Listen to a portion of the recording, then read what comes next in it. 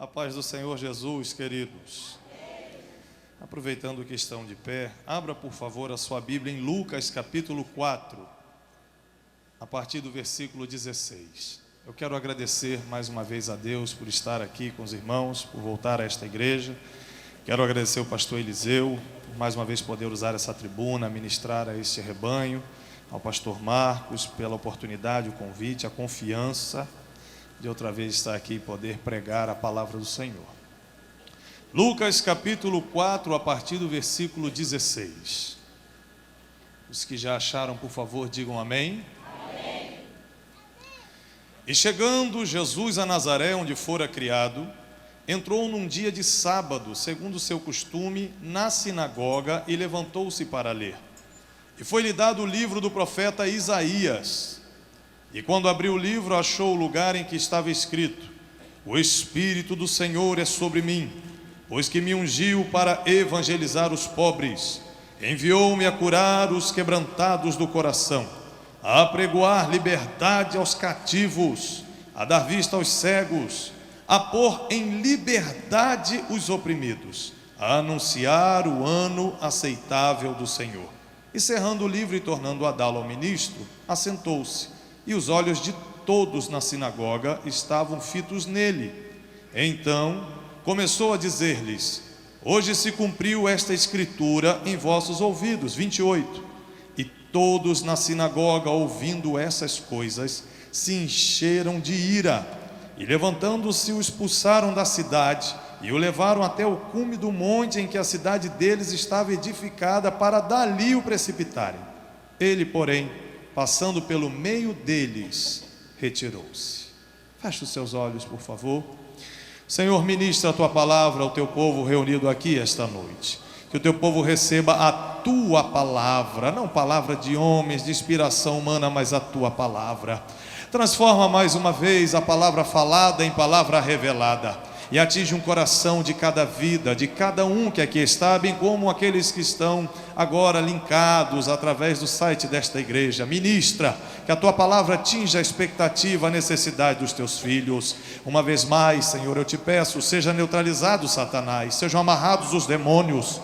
Senhor, rechaça toda a força das trevas e que nada nem ninguém venha atrapalhar todo o teu bom propósito para esta noite.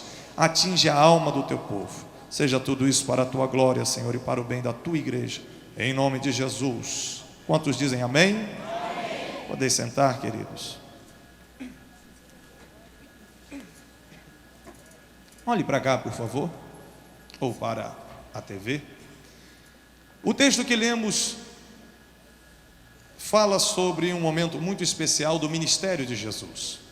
Jesus volta para a cidade onde ele havia sido criado, conhecido por todos, e entra numa sinagoga, um lugar onde os judeus, especialmente os homens, se reuniam para ler a Bíblia, o Antigo Testamento, e discutir, debater.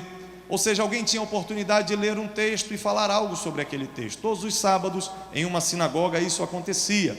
Jesus volta à sua cidade, entra na sinagoga, e é dada a ele a oportunidade de ler um texto, porque também este era um costume nas sinagogas. O visitante tinha a oportunidade, sendo ele judeu, claro, de ler o texto e falar algo sobre o texto. Então, Jesus pega a parte do manuscrito e lê a parte que está no livro do profeta Isaías, onde diz: O Espírito do Senhor é sobre mim, enviou-me a curar os quebrantados do coração, a pregoar liberdade aos cativos, pôr em liberdade os oprimidos.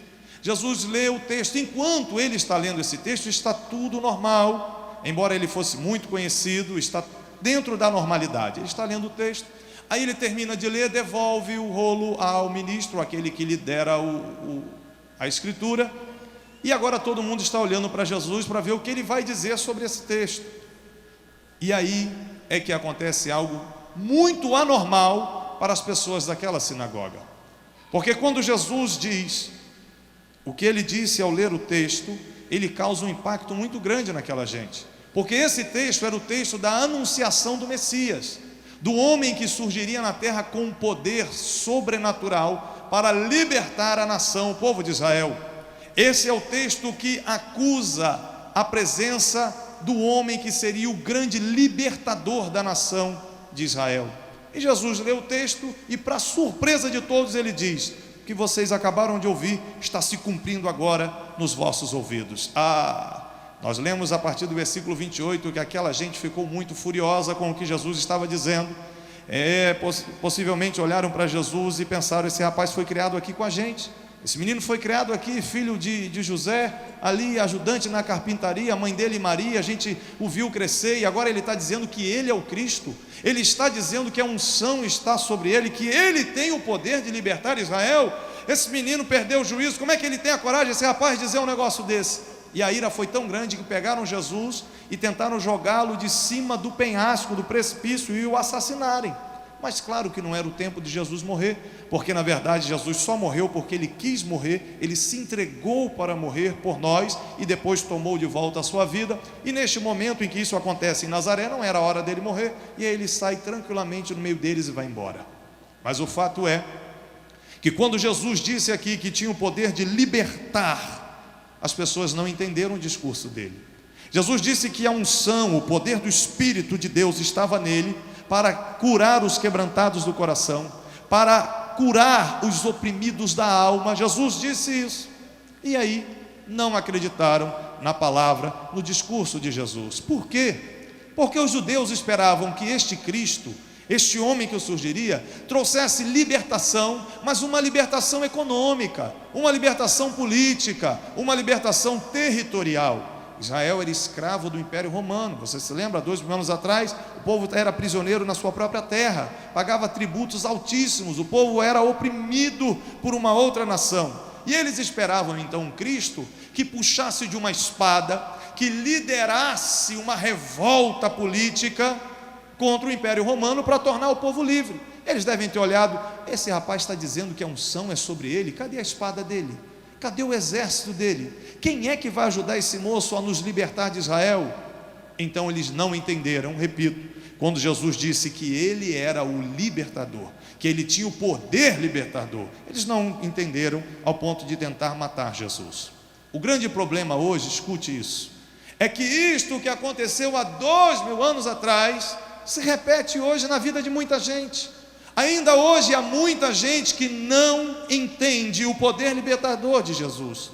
Tem muita gente que ainda hoje não entende o poder libertador de Jesus. Por quê?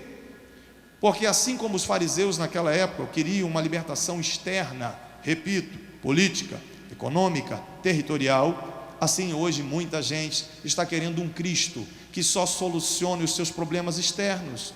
Tem muita gente hoje afluindo aos templos atrás de um Cristo que apenas resolve os seus problemas financeiros, os seus problemas exteriores. Jesus tem poder de fazer isso? Lógico que tem. Claro que Jesus quer. Ele quer abrir portas de emprego e vai abrir. Ele quer curar o seu corpo e vai curar. Ele quer resolver suas situações econômicas? Sim.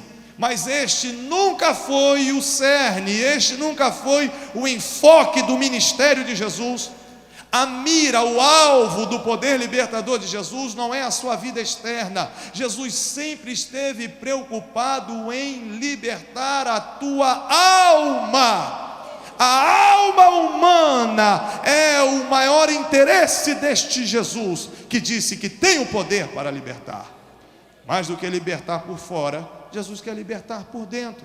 Por exemplo, existe um trabalho muito bonito, filantrópico, por exemplo, os Alcoólicos Anônimos. Então a pessoa participa do AA, é uma pessoa que foi viciada, bebida, dependente de bebida, e ela vai para ali, e ali alguém diz: olha, gente, tem uma semana que eu não bebo. Aí todo mundo aplaude e tal, que bom. E aí o outro diz: olha, já tem 1 ano que eu não boto um gole de cachaça. Eita, que coisa boa. E ali eles tentam incentivar um ao outro, né? É um trabalho até bonito. Só que se uma pessoa que frequenta o AA durante 3 anos passar por alguma crise mais terrível na sua vida e fraquejar e der um gole numa bebida alcoólica, todos os 3 anos passados ali simplesmente vão desaparecer. Essa pessoa terá de ser pega em um botequim ou caído no chão, porque o poder de libertação dos Alcoólicos Anônimos é muito pequeno, porque tenta libertar a pessoa, só que tenta libertar de fora para dentro, com sugestão, com ideias, com força, né? com palavras. Mas Jesus, ele não propõe libertar ninguém de fora para dentro. Jesus liberta de dentro para fora. Só Jesus tem o poder de enfiar as suas mãos furadas de uma forma mística, sobrenatural na alma humana e arrancar de dentro da alma as doenças, as prisões, as mazelas, as amarras. Só Jesus se anunciou como sendo Ele o único que tem poder de libertar. É mais do que religião, é mais do que frequentar uma reunião evangélica, é ter um Deus e Senhor que conhece bem a sua alma e que pode arrancar as prisões que amarram você por dentro. Agora, que prisões são estas? O que o senhor está falando aí, pastor? Existem pessoas, muitas pessoas, você encontra e diz: e aí, paz do Senhor, boa tarde, bom dia, boa noite, como é que vai?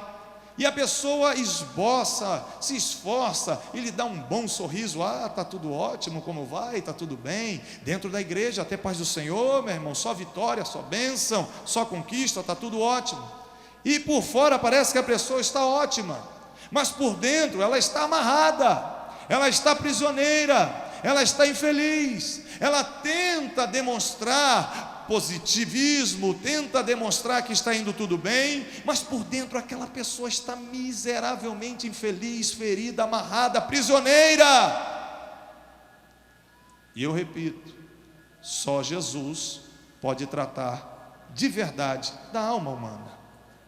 Existem pessoas que fazem anos e anos de análise, mas não conseguem ter a alma liberta, não conseguem ter liberdade na alma, porque a psicologia não atinge até o ponto principal. Existem pessoas que recebem medicação pesada, acompanhamento psiquiátrico, mas continuam com a alma prisioneira, continuam com a alma doente, porque, repito, só existe uma pessoa que pode de verdade libertar a alma do homem, e esta pessoa é este Jesus, que em Nazaré disse: o Espírito do Senhor é sobre mim, pois que me ungiu, me capacitou para curar os quebrantados do coração, apregoar liberdade aos cativos, pôr em liberdade os oprimidos. Só Jesus pode curar e libertar a tua alma. Quais são as cadeias da alma? O que pode prender uma pessoa por dentro e impedir essa pessoa de ser proativa, de ser uma pessoa produtiva? Tem tanta gente que não consegue ter qualidade de vida, não consegue ser bom marido, não consegue ser boa esposa, não consegue ser bom filho, nem bom pai, não consegue ser bom profissional, tem uma capacidade enorme, mas aquilo está bloqueado, aquilo está amarrado, a pessoa não consegue realmente viver feliz. A Bíblia fala em João capítulo 8, em um momento em que Jesus estava ensinando os seus discípulos e uma multidão estava com ele, e trouxeram uma mulher e botaram aquela mulher na frente de Jesus. A Bíblia não tece detalhes, mas a gente imagina que aquela mulher não foi trazida com carinho, né? Deve ter puxado pelo braço, ou quem sabe pelo cabelo, jogaram aquela mulher na frente de Jesus. E tentando testar Jesus, disseram: o mestre, o rabi, essa mulher acabou de ser pega em adultério, e segundo a lei do nosso país ela tem que ser apedrejada. O que o senhor fala sobre isso? Vamos apedrejar? Tentando colocar Jesus num teste, porque se Jesus diz não vai apedrejar, ele seria um blasfemo, estaria contra a lei de Moisés, porque a lei de Moisés, a lei nacional, mandava apedrejar. E se ele diz não vamos apedrejar, poderiam acusá-lo de querer ser um rei e está dando uma sentença de morte no meio da praça. Então Jesus se encurva, escreve no chão, e eles continuam insistindo. E aí, a mulher foi pega, e aí, mata ou não mata, apedreja ou não apedreja?